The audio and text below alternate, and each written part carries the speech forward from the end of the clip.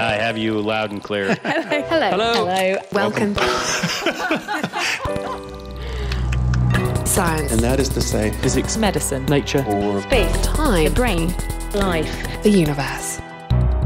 Hello and happy new year. Welcome to The Naked Scientists, the show that takes you to the cutting edge of science, technology and medicine with me, Eva Higginbotham. And me, Adam Murphy. In this week's episode, we are going to take you on a journey through some extra special science stories that we reported on in 2020. From chatting with a space shuttle astronaut to a 46,000-year-old ice bird, we've got some curious tales that we covered for some of our other Naked Scientists podcasts. We also have Naked Genetics, Naked Astronomy, the eLife podcast, to name just a few. And this week we're going to showcase some of our favourite stories from our other shows. The Naked Scientists podcast is powered by ukfast.co.uk.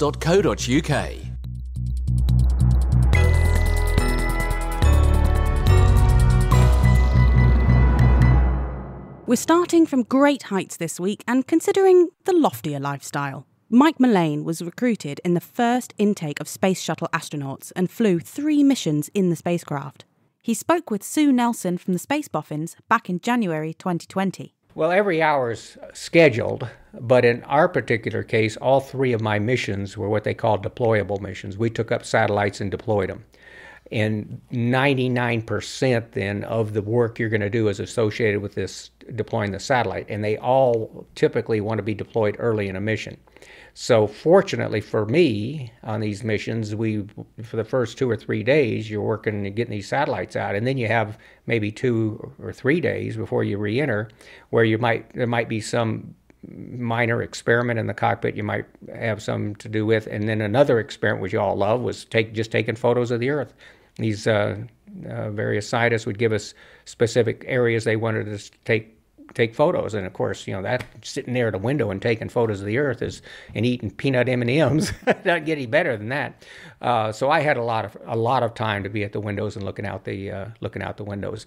We didn't have a space module or anything that had 24/7 operations with experiments. And the other thing about the deployable missions, the payload weights are so heavy that you don't have weight to add in a bunch of experiments. So I had a lot of time to look out the window. Did you get used to the food, the effects it had on your body, on your face? So often people say they get quite puffy. Yeah. Well, actually, let's talk physiology. There's three major physiological events that occur very quickly when you get in low Earth orbit. One of which is about half the astronauts end up getting sick and vomiting. They call it space sickness, but it has nothing to do with Earth motion sickness. It's not correlated. If you get seasick, car sick, plane sick here on Earth, it will not predict whether you get sick in space. You may not. I'm a classic example. I have been sick in the back of fighter jets countless times, but up in space I didn't get sick at all. Then we had test pilots aboard some of my flights who were sick for a couple days, and they had never been sick on Earth, so they can't figure out what causes that. But that's one thing, this space sickness, which fortunately I dodged that bullet. But the other bullet you can't dodge. One is a lengthening of your spine, and this is due to that fluid shift. It causes the discs between your vertebrae to absorb water and fluids, because now it's all even through your body. It's not trapped in the lower part of your body by gravity. So that swelling of those discs push your vertebrae apart, and it makes you taller. I was 1.5 inches taller in space than I am here. Problem with that is it gives you a severe lower backache, because the muscles of the lower back don't accommodate for that growth in the spine quickly, and it really bothers you with a very bad backache. And then the fluid shift, the other third effect is it does make your face puffy, gives you a mild headache with this migration of fluid into the upper part of your body. So those are the 3 physiological effects. Did it affect your taste of smell or taste or anything like that for the food? I know the food was pretty bland. Yeah, the food, your sense of taste is affected because it's sort of like having a cold. Having this fluid in your head, you just have more fluid in your head. So your sense of taste is muted a little bit. And so they added, after early flights, when they learned this, they started adding some spicy stuff that you could squeeze onto your taco sauce or something onto something to give it some spicy flavor. To be honest with you, food wasn't that important for me because I was flying on very short missions. The longest mission was 6 days. So M&Ms, butter cookies, puddings, that was great. The thing about weightlessness, by the way, is that everything associated with habitability, everything we do here on Earth, eat, sleep, use the toilet, that type of stuff, is much more difficult and time-consuming in space. Toilet operations, here on Earth, may take you 5 minutes or something, or 1 minute, whatever. And up there, you can easily quadruple that time with the preparations for the toilet and the use of it and the cleanup afterwards. So that's a big pain, frankly. Preparing food is all, you have things, different containers all attached to the wall, and then you forget where you attached them by Velcro, and so you're looking around for those, so you waste a lot of time doing that. So there was times that you would really love, I think, as an astronaut, to have times and say, I want to be in a gravity vector now. I'm going to use a toilet, I want gravity. I'm going to prepare a meal, I want gravity. All those habitability type of things. But the rest of the time, just floating around is wonderful. It's absolutely wonderful. 1.5 inches taller. I don't think it's worth the backache, but even so, that's loads. That was Mike Mullane speaking with Sue Nelson. And that story was originally featured in the Space Boffin podcast. From great heights to how we see brights now, there's some really interesting science behind how we see in colour. You might have heard of photoreceptors, the cone cells and the rod cells. Basically, when light hits your eye, it stimulates these cells, which send a message to your brain. Your rod cells are great at seeing in dim light, but can only see in shades of black and white, whereas your cone cells only work well in brighter light, but allow you to see colour. But it turns out that there's more to it than that, as, thanks to physics, when we see a colourful object, what we're really seeing is the colour of light reflected back to us from the light hitting that object. Katie Haler spoke to colour fanatic Anya Hurlbert from the University of Newcastle. Can we start off with a very brief rundown of the basics? I'm currently looking at a computer screen with a very bright blue background. How am I perceiving that as blue? Your photoreceptors in your eye are picking up that light signal and analyzing it in terms of its different wavelength components in a sort of bluish band, a greenish band, and a reddish band. The cells further on in the visual pathway are comparing how much bluish, greenish, and reddish light there is from your computer screen relative to the background. So when you're seeing color, you're always seeing relative light amounts from the thing you're looking at relative to the background. So that means that the quality of the colour is dependent upon the light source, right? Absolutely. And since you were talking about your computer screen, I was sort of thinking of your computer screen as the light source. But of course, most things we look at are not light sources. They're surfaces. They absorb light incident on them from a light source, and then they reflect the remaining light to the eye. So what we're seeing when we see colors of objects is the intrinsic material properties of the object that enable them to reflect certain wavelengths more than others. But the light that hits the eye is a combination of the light that's shining on it from the light source and the inherent reflectance properties of the object. Does that mean that if we're looking at something under natural light compared to artificial light, there's quite a difference in what we're actually perceiving in terms of colour? Well, there's a huge difference in terms of the light that's hitting the eye. If I take an apple and I look at it in bluish sunlight, it'll be reflecting much more bluish light to my eye than it does when I take it inside and look at it under, say, candlelight, which has much more orangish light in it, so that red apple would reflect more of that orangish light to my eye. But what my whole visual system is doing from eye to higher levels of the brain is sort of filtering out that difference in the light shining on the apple so that I can continue to see it as red. Thing is, light sources aren't constant. You might have clouds in the way or other variations. So how does something that I perceive as red keep staying red? Well, that whole phenomenon of seeing that apple as red under, as you say, hugely varying lighting conditions is due to this phenomenon that we call color constancy. And it's deeply embedded in the way we see colors, and it's deeply embedded in our whole visual system, in human vision. We're constantly accommodating and compensating for these changes in the light shining on objects. So what's the brain doing in order to achieve that? It's thought to be doing many different things on multiple levels, from simply adjusting the sensitivity of the light receptors in the eye initially, so that if all the light in the room suddenly goes very reddish, the so-called red cones in the eye will adjust their sensitivity down to compensate for that change in the illumination, to keep the light coming off objects relatively stable, or to keep the light signals in response to the light coming off objects relatively stable. If there's more red light coming off them, but it's due to the illumination, you want to turn down your sensitivity to that. And that's what the receptors in the eye do. But it's not just in the eye. The brain is continually assessing and adjusting to these changes in the illumination.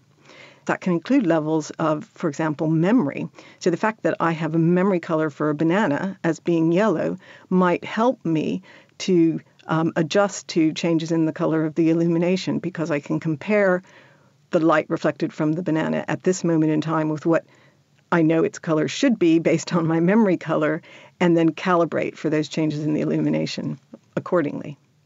That's incredible. I imagine that's not conscious, right? That's going on Absolutely. Below the surface. Yes, it's completely unconscious. We're totally unaware of that. What our brains are doing is really, really phenomenal in day-to-day, millisecond to millisecond vision. And color constancy is one of those fascinating phenomena that is really very, very complicated. And we know it's a really massive achievement of the human brain because it's so difficult to enable cameras to achieve the same thing.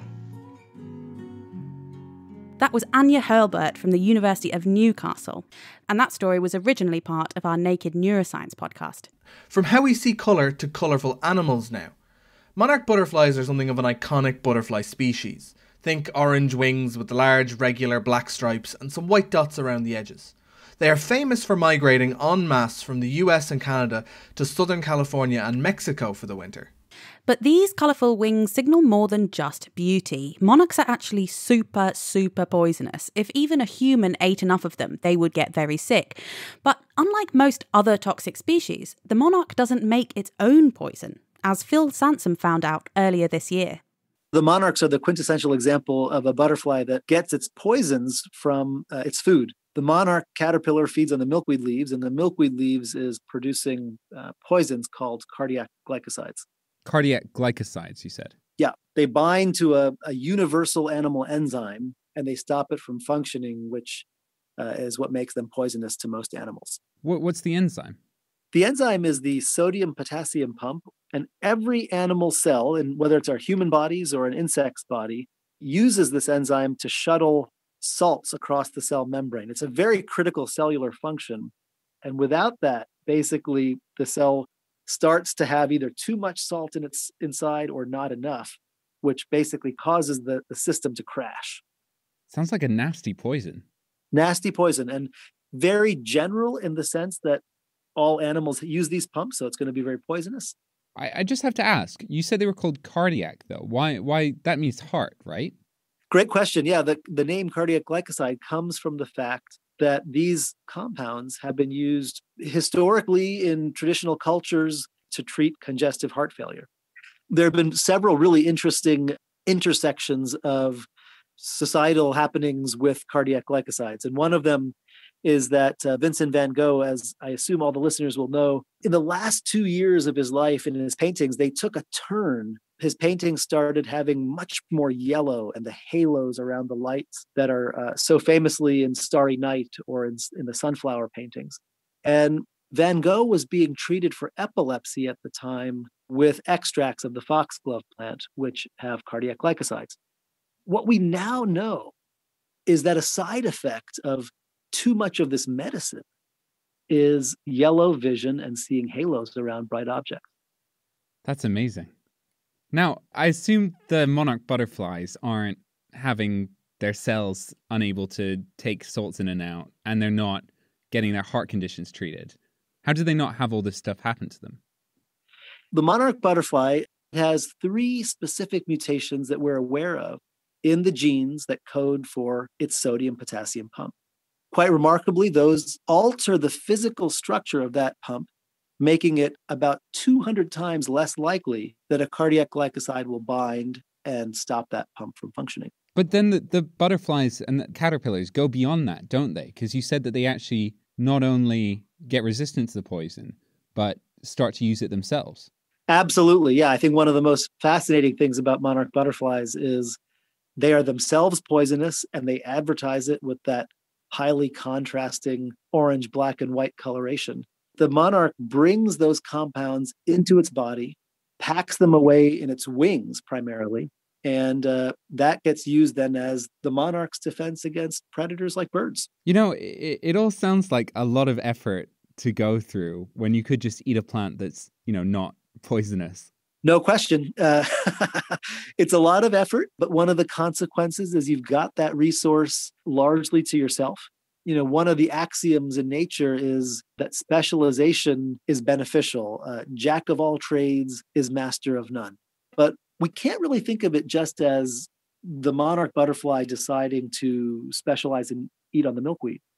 What really more likely happened is that the monarch butterfly or its ancestor made initial steps towards feeding and specializing on milkweed. In response to that, the milkweed reciprocally evolved a host of defenses to try to push the monarchs away. We call that coevolution, when two species are going back and forth, evolving in response to each other. That was Anurag Agrawal at Cornell University. And that interview was originally published as part of our Naked Genetics podcast. I actually went to see Starry Night when I was in New York. I went to a museum and saw it, and I never would have thought that it came about because of the after effects of the poison. Yeah, I did the same. When I was in New York, I saw Starry Night, and I stood in front of it for ages, and it's a bit bizarre to think that it might be because of too many ingested butterflies. I guess one colourful beauty leads to another colourful beauty. That's a lovely way of looking at it. I love that idea.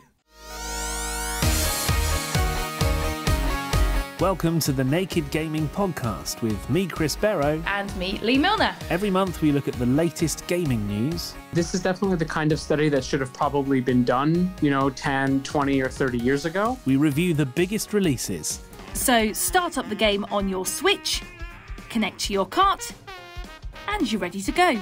And because there's a simulator for almost anything, we play some of the strangest ones available. Okay, so my options are drink a good whiskey, go out and enjoy a hot night, go out and get some fresh air. Let's go with drink a good whiskey. The Naked Gaming Podcast from The Naked Scientists. Download it now wherever you get your podcasts.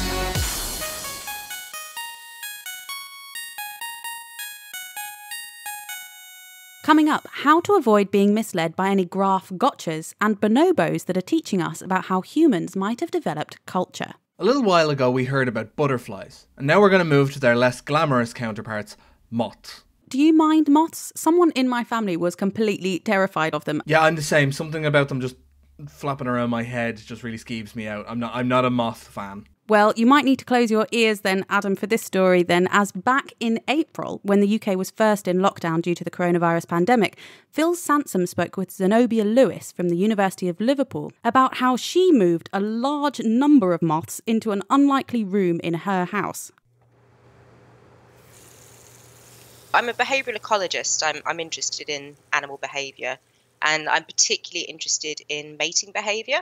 My main study species is a moth called the Indian meal moth. And these are actually pest species of grain.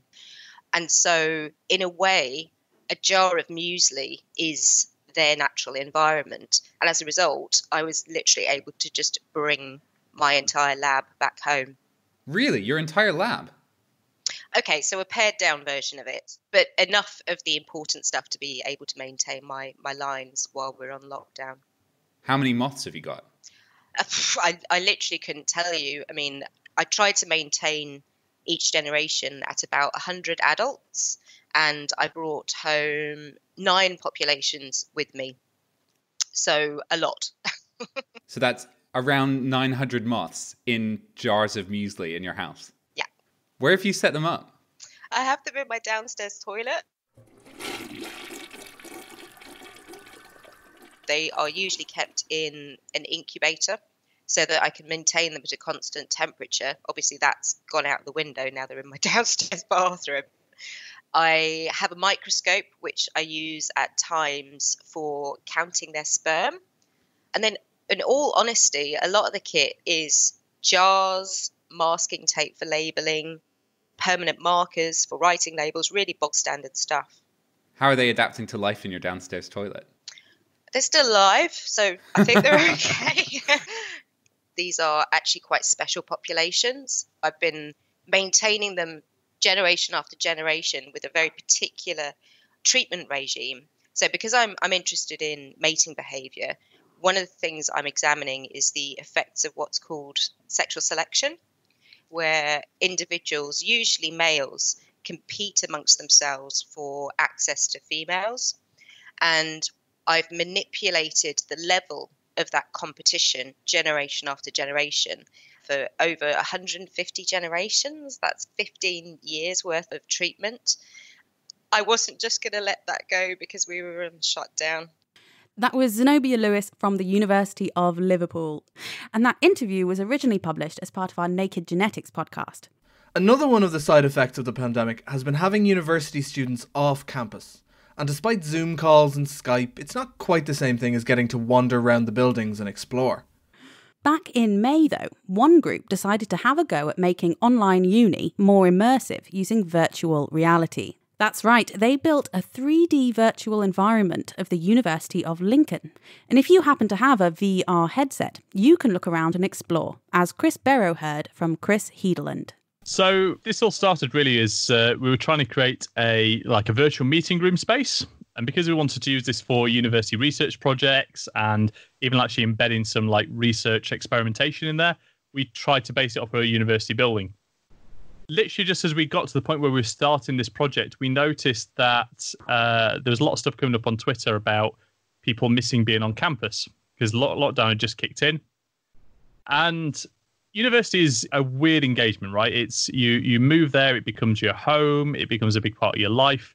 And suddenly all these people were being told that they basically couldn't socialize with their friends, couldn't, mingle with their kind of extended family.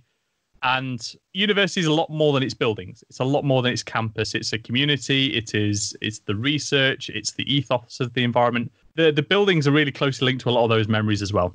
You can get bogged down in doing every single meter of every single corner and then making sure all the walls are rounded here instead of, there being a straight line. How kind of liberal were you when it came to the actual designing of the campus? We wanted to make sure that all the buildings were actually recognisable as the building they were supposed to be. But if you learn to navigate this, you can also navigate in around the campus. You can get a sense of where you are.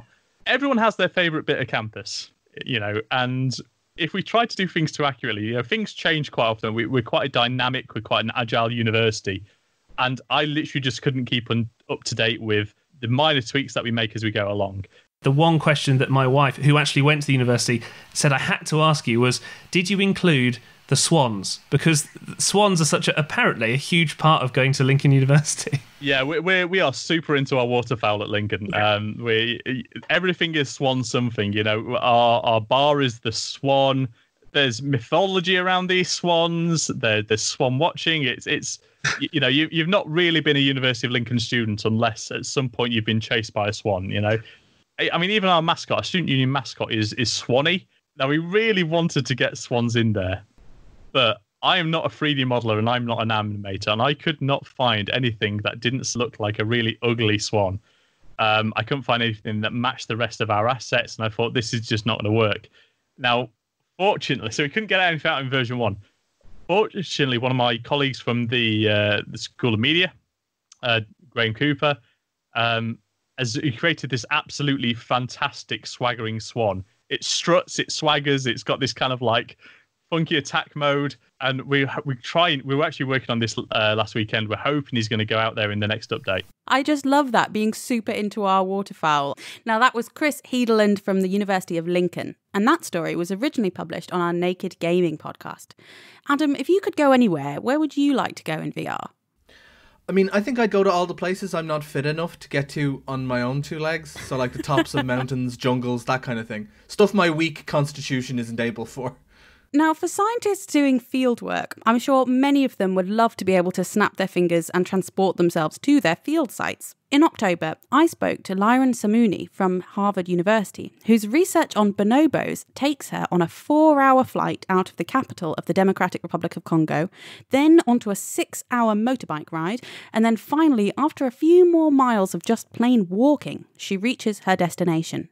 As humans, we are this crazy, special, unique species. We are all over the world. We are capable of cooperative behaviors that have no parallel in the animal kingdom. And one of the things that is considered to be uniquely human is our great capacity for culture and cultural differences, which are group-specific behaviors that are acquired through learning. And I think one of the questions is, where in the history, in the evolution of our species, did we develop the tendency for cultural behavior or cultural differences, traditions? When we study the evolution of humans, one way is through fossils. We go to excavation and we find fossils that tells us a little bit about the history of our species. But when we want to look at specific behaviors, it's very tricky with fossils because behavior does not fossilize. And in that sense, we turn to some of our relatives, primates, and especially bonobos and chimpanzees, who are our closest living relatives. This paper looks at what we call diversity of behaviors, and especially one that is emerging between two groups of bonobos that live in the same environment. Each group is specialized on the hunt of different prey. One group hunts antelopes, a small antelope called the duiker, and the other one hunts a gliding rodent. The striking thing is that despite the fact that they live just in the same environment, they hang out in the same places, they still show this group identity in terms of what they feed on. Is that surprising for animals of the same species that are in the same environment to have that difference in behavior? I think it's very unique and special, yes, because we can imagine that a lot of how behaviors form and come about is in animals reacting to their environment. If the environment is a certain type of environment, then different behaviors can emerge. But here we have the exact same environment and still almost two different solutions to the same environment. Antelope are just such different animals from the smaller rodents that the other group hunts. It seems like such a big difference in strategy. Where do you think that comes from between these two groups? That's a great question, and it's a bit of a mystery. One idea that we had is that meat is a high quality food, but it's very rare and it's hard to attain. So hunting frequencies are quite low, and when they're managing to catch the animals, they're super excited, really hugging each other, vocalizing, and a lot of excitement. One idea that we have of how could this happen, that two groups that live in the same area have such different techniques, is in a way to avoid competition between them. So if we can imagine that there is this high quality food that is hard to access and it's very rare, it might be advantageous for each group to specialize on a different prey, so to avoid competition or to reduce the competition. What might this tell us about the evolution of culture? We know by now that cumulative culture, which is knowledge that is transferred from generation to generation, and the culture is shaped through knowledge that is passed on. I think this is something that we don't have great evidence that non-human animals have that. However, the basic capacities of culture, which are two different groups, no differences in their environment, but still showing some diversity of behaviors that is evolved as a function of learning, I think this shows that on the prerequisites of culture as it's seen in humans today. So I think especially the fact that both bonobos and chimpanzees show these abilities tells us a lot about how our ancestors were. Another very important reason why we want to study those animals is in terms of conservation. There is knowledge in the world that is in nature and in wildlife, and we can look at it almost as a library full of books that no one has ever read. And through research, we are able to get a glimpse at some of those books. And I think with the biodiversity crisis, it's almost like imagining that this library will be burnt and this knowledge will be forever gone. So I think in some ways, studying those animals, we are trying to preserve some of this knowledge and at the same time conserve these incredible animals. That was Lyron Samuni of Harvard University, and that story first appeared in our eLife podcast. The Naked Scientists podcast is produced in association with Spitfire, cost-effective voice, internet and IP engineering services for UK businesses. Find out how Spitfire can empower your company at spitfire.co.uk. Music in the programme is sponsored by Epidemic Sound, perfect music for your audio and video productions. Still to come, we made the switch off daylight savings time a couple of months ago, but where did this practice come from in the first place? And the plans for the giant Square Kilometre Array telescope. Now, have you played enough today? We all know we should try and move our bodies a bit and eat some vegetables for our health, but for some researchers, it's also really important that we try and introduce some playfulness into our lives where we can. And playing is not just for kids, as Katie Haler heard from Stuart Brown of the National Institute for Play in California back in September. Though we are capable of imagination and imaginary play as adults, the drive to play and the percentage of time one in adulthood plays is less than, obviously, than when we were children. But the wiring of the brain to respond to play signaling occurs throughout life. It's different in various ages and cultures and genders and so on, but it's there. So that the ability to respond to playful stimuli is a part of being human through our life cycle. So what constitutes play as an adult? Is it having a giggle, relaxing, doing a hobby? I like to think of the best way to define play for adults, and really for children too, is as a state of being in which what you are doing and what you are experiencing is voluntary, it's fun, it gives you a sense of freedom from anxiety about the time pressure or the outcome, is something you want to engage in again.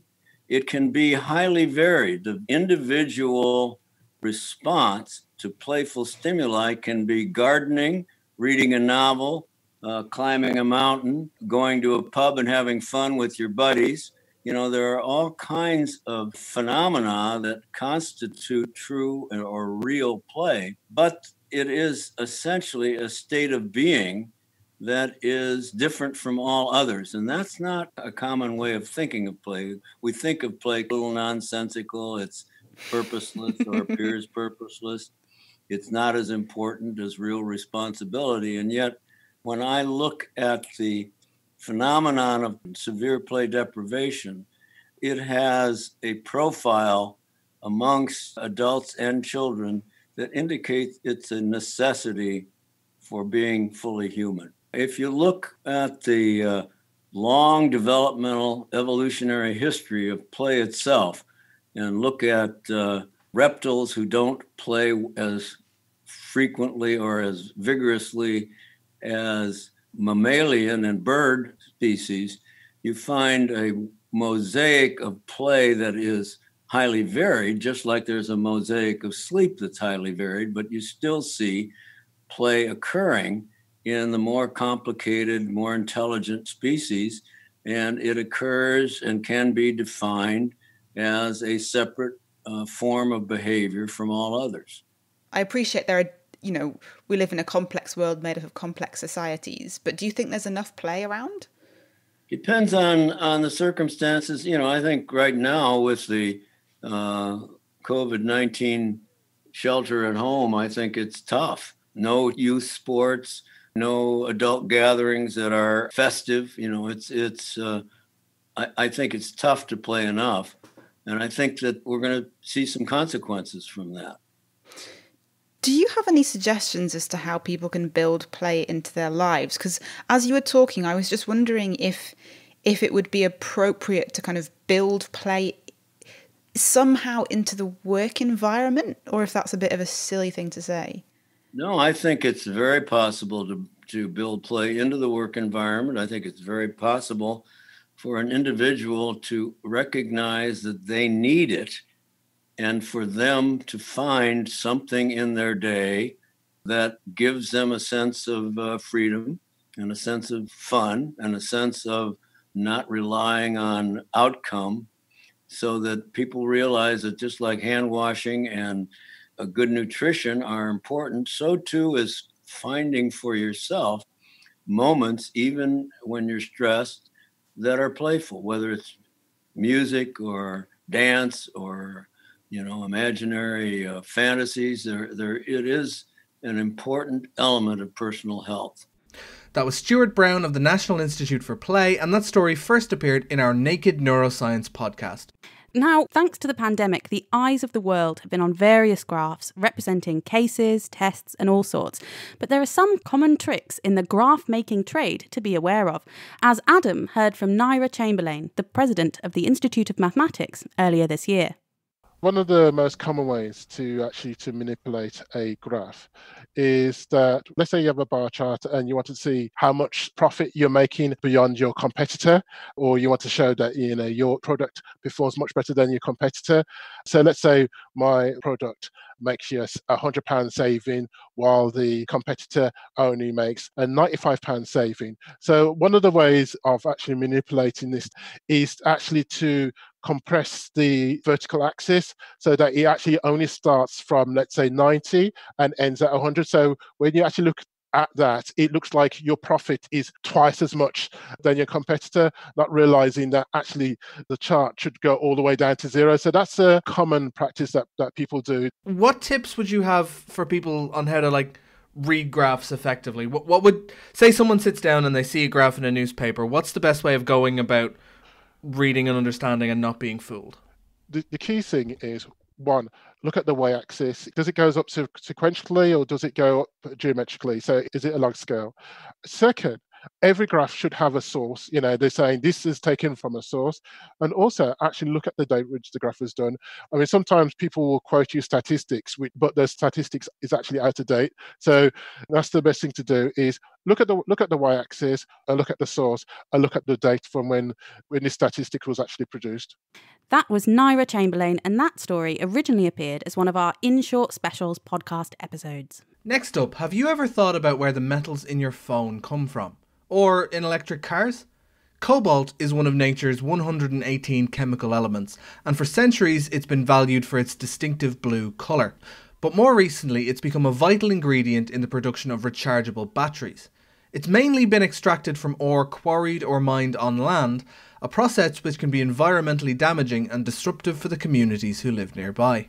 But what if there was a different source of cobalt and other metals that we need? Well, there is, but it is deep down in the ocean, and as you might expect, plans to mine for it there are not without controversy. Some of the ocean reserves are in what's known as the Clarion-Clipperton Fracture Zone, the CCZ, an area that's about as big as Europe, 4,000 metres below sea level in the Pacific, as I found out earlier this year.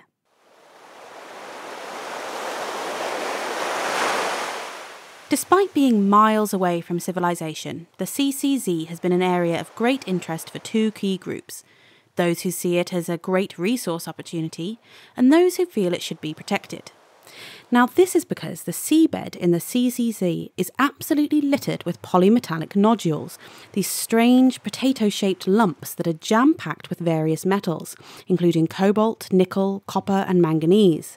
I spoke to Gerard Barron, the CEO of Deep Green, a deep-sea mining company focused on these nodules. A lot of people don't think about what goes into the battery that's in your mobile phone or the electric vehicle batteries that are going to be driving around our roads. But those batteries are made up of metals like cobalt, and in the case of cars, they're made up of nickel and cobalt and copper. And if you think about our desire to move away from fossil fuels, that means we're going to need hundreds, in fact billions of tons of these metals that are required for the green transition. So today, all of these metals come from terrestrial known landmines. And a lot of people are shocked when they realize just what an environmentally unfriendly process mining has always been. Gerard's company Deep Green recently showed some research arguing that the damage we do to the environment by traditional land mining to get these metals was greater than the damage we would do to the deep ocean through the use of their machines, which they call gentle giants, essentially like ploughs that would run along the seabed, scooping up the nodules. The thing is, a lot of ocean conservation advocates and environmental scientists have disputed that conclusion. Here's Professor Alex Rogers of Rev Ocean. The risk lies in the fact that we know so little about the deep ocean, both in terms of what lives down there, but also in terms of the way it actually works. What we understand so far, because of the relatively low supply of food into the deep ocean and the low temperatures, things happen very, very slowly. So animals grow and live for a very, very long time. If the ecosystems of which these animals are a part of are damaged, then recovery doesn't take place for decades or even hundreds or thousands of years, if it occurs at all. But what is living so far below sea level anyway? According to Gerard, not much. There's not much food down there, which means there's not much life down there. And in fact, most of the life that is in the area is very small organisms that live in the mud. So you don't find plants, you don't find coral reefs, you don't find lots of animals moving about. On balance, companies like Deep Green see the ecological impact of deep-sea mining as the lesser of two evils when compared to terrestrial mining. But Alex and many other ocean scientists strongly disagree. I think that's an incredibly dangerous argument to get into. You know, if you start to sort of toss up valuations of one form of life versus another, I think you get into very, very risky territory. I mean, this life is down there not doing nothing. It's very difficult to simply discard all the diversity of life that occurs in the deep ocean on the grounds that, well, we don't see it every day. It's not an argument that I think is a valid one, particularly given our lack of knowledge of the deep ocean at the moment. There's also the wider impact on life that lives above the seabed. Mining activities will stir up large plumes of sediment into the water, which will go several hundred metres above the sea floor, and the wastewater and sediment produced from the mining will be dropped back in the ocean at some as yet undetermined depth, which is bound to interrupt life all the way down. There's also the fact that all this mining would be very noisy, which would throw off animals like whales that use echolocation to find their way around. It seems clear that deep-sea mining for polymetallic nodules would be an absolute catastrophe for the deep-sea ecosystem. But Gerard would argue that is a price we should be willing to pay. Waiting is not an option. It is irresponsible to suggest we should wait another 10 years while we learn more, because climate change is real. One of the most impactful factors of climate change comes as a result of burning fossil fuels. And if, as our study found, that actually the increased metal production on land that will be necessary to meet the demands of the green transition releases gigatons more of CO2 emissions, then that's a really dumb thing to be doing. What we should be doing is continuing to research. We should be continuing to learn, and then we should be, with the knowledge that we gather, make informed, intelligent decisions. Many people I spoke to, including Alex, suggested that this was a bit of a false choice.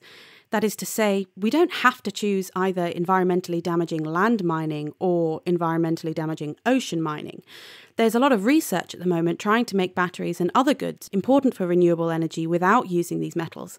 Ultimately, most ocean conservationists are calling for a ban on deep-sea mining of at least 10 years while research into impacts continues.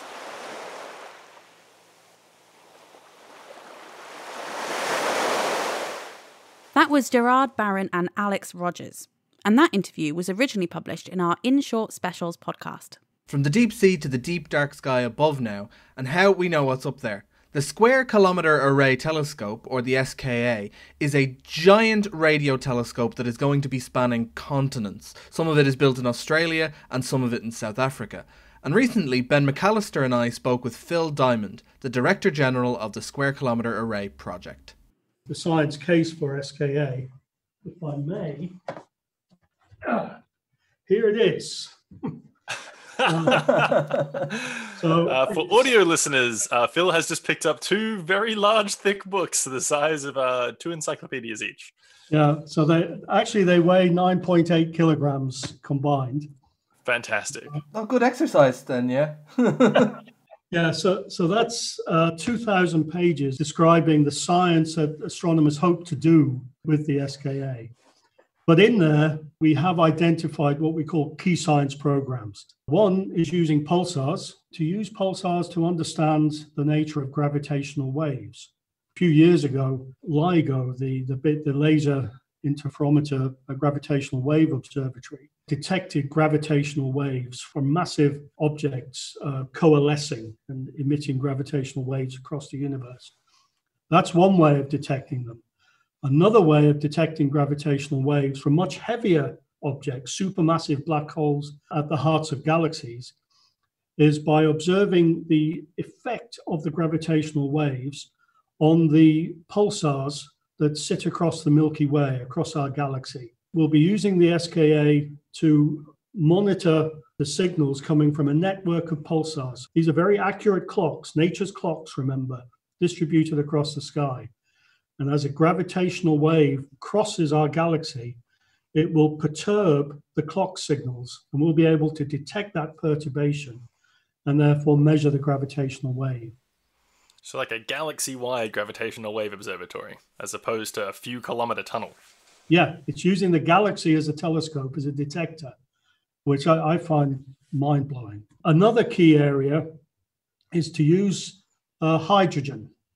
So with the SKA, one of the reasons we're going from 50 megahertz all the way up to 15 gigahertz is to be able to have that full range of frequency to detect hydrogen all the way back almost to the dawn of the universe.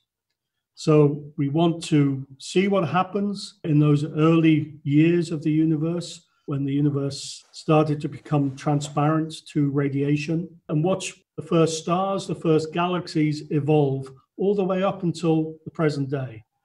So essentially, we'll be acting as a time machine.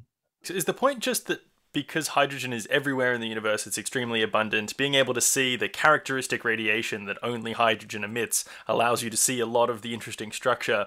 And because the signals of the hydrogen in the early universe are still kicking around in the universe, they're just changed a bit, we can still see those really early signals and kind of reconstruct what happened in the early universe? No, that's exactly right. Our images of the early universe have come from projects, spacecraft like Planck, an ESA mission that ended a few years ago, or its precursors. These satellites produced snapshots of what the universe looked like when it was about 400,000 years old. Now, bear in mind, it's almost 14 billion years old now. So we have these snapshots, and there's a huge amount of physics being gained from those snapshots of the universe as a baby, as a child, really. And what we want to be able to do with hydrogen, which, as you say, is everywhere, is make a movie of the universe from its childhood, growing up through adolescence to the mature universe that we now live in. There's going to be some fantastic things come from that ability to just observe that time period. Yeah, I can't wait to see what we learn. That was Phil Diamond, the Director General of the SKA project, and that piece was originally a part of our new Naked Astronomy podcast. Now, here in Europe, it is dark and cold, and thanks to having switched back to regular time from daylight saving time back in October, it's even darker in the evenings than otherwise. But where did daylight savings time come from, and is it still a good idea? I dug into this question back in November. Here in Europe, the clocks have recently gone back, causing, as usual, much confusion. And it's not just humans that are missing their appointments. In the words of a Facebook friend, how do you explain to a cat who routinely gets fed at 4 p.m. that the clocks went back and is screaming at me an hour early? The process of switching back and forth due to daylight saving time, or daylight savings time, as most call it, feels unnatural. Why then do we do it? The concept comes, rather surprisingly, from Benjamin Franklin, who, on holiday to Paris, saw the locals sleeping in through the early summer mornings and staying up after dark, and wondered whether they couldn't just shift their schedules to save on candles. It was a bit of a joke. He suggested using cannons to wake everyone up. Ah, sacrebleu, qu'est-ce qui se passe? C'est trop tôt, laissez-moi tranquille. But by World War II, many countries had adopted it, and it's stayed with us almost ever since. For countries further from the equator, with more pronounced seasons, the idea makes theoretical sense. If you wake up around 6, 7, 8 a.m. to go to work, you'll catch the full day's worth of sun in winter, but miss the sunrise in summer. May as well put the clocks back, make the sunrise effectively happen later, and catch more daylight. To understand how it works in practice, though, you're getting into the complex world of the body clock. Our bodies run on a close to 24-hour rhythm, raising our temperature and blood pressure when it's time to wake up, controlling our hormone levels throughout the day, releasing melatonin that helps us sleep at night. Each cell has its own clock, which keeps time by a master clock in the underside of the brain, and the master clock sets its time by the sunlight. But every person is different. The reason you get some being morning larks and some being night owls is because people's body clocks synchronize with the light differently. You can get data on this by looking at the times people wake up on their days off work, and data from Americans shows that 3/4 would prefer to wake up and sleep later.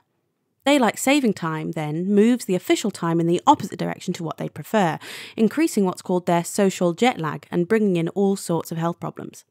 So night owls don't like the new times. Farmers generally don't like the change because they wake up with the sun anyway, and whenever people are surveyed on the issue, it's usually a minority saying they think it's worth the hassle. But does it save energy on lighting houses, as Ben Franklin suggested? There's evidence from Australia and the USA that reductions in energy demand for lighting were matched by increased demand for air conditioning during the longer daytime. In the words of the University of Washington's Hendrik Wolf, everywhere there is air conditioning, our evidence suggests that daylight saving is a loser. There's counter-arguments, though, that the extra light is just good for us. People spend more time outdoors, the roads are lighter for the evening rush hour, and there's less crime because of the light. In response, others propose, well, if it's so good in summer, why not year-round? Perennial daylight saving time, effectively moving your country one time zone to the east. But that proposition also causes arguments, as it would mean that in the winter, school children and workers would likely be starting their days in pitch darkness, and lots of circadian rhythm experts warn that that would cause harm too. So, the debate continues, but for now, it seems opinion will keep flip-flopping on whether it's worth making the switch. Which seems pretty appropriate, actually. That story was originally published in our In Short Specials podcast. What do you reckon, Adam? Do you like daylight saving time? I realised while making this that I actually always thought of it the wrong way round. When you say daylight saving time, it sounds like that should happen in winter. That's when we need more daylight, right? I'm not a fan of daylight savings time. I feel like when I lose that hour of sleep, I don't get as much return when I get it back in the other side of the year. So I'd be a fan of just regular sleep the whole way round. You never notice it, do you? When you get the extra hour, you're not like, oh, I feel an hour better. But when you lose that hour, that feels pretty precious. Staying with our frosty theme, meet the ice bird, a treasure found under the Siberian permafrost. Luva Dalian from Stockholm University told Phil Sansom the story. Back in 2018, I was part of a research expedition to a place called Belaya Gora in northeastern Siberia to go alongside Russian tusk hunters that were searching for mammoth tusks, going into these permafrost tunnels. And while we were there, one of the local Russians came out from one of the tunnels holding something very small in his hand. And it turned out to be a very small bird that looked extremely well preserved. What did it look like? It was a bit dirty and wet, but otherwise it basically looked like a bird that had died just a few days ago. Just like an ordinary brown bird? Yeah, I mean, given that it was partially covered in kind of melted permafrost, which is muddy, it gave a quite sad impression initially, given that it was wet and so on. But it was pretty clear when we cleaned it up that all the feathers were preserved and the overall shape, and you could see a small injury to its stomach where you could see some of the intestines and stuff like that. So it really looked like something that had died only a few days ago. Did you give the bird a name? Initially, we have been calling the bird ice bird. And you didn't know what kind of bird it was? We didn't know what kind of bird it was, what species it was.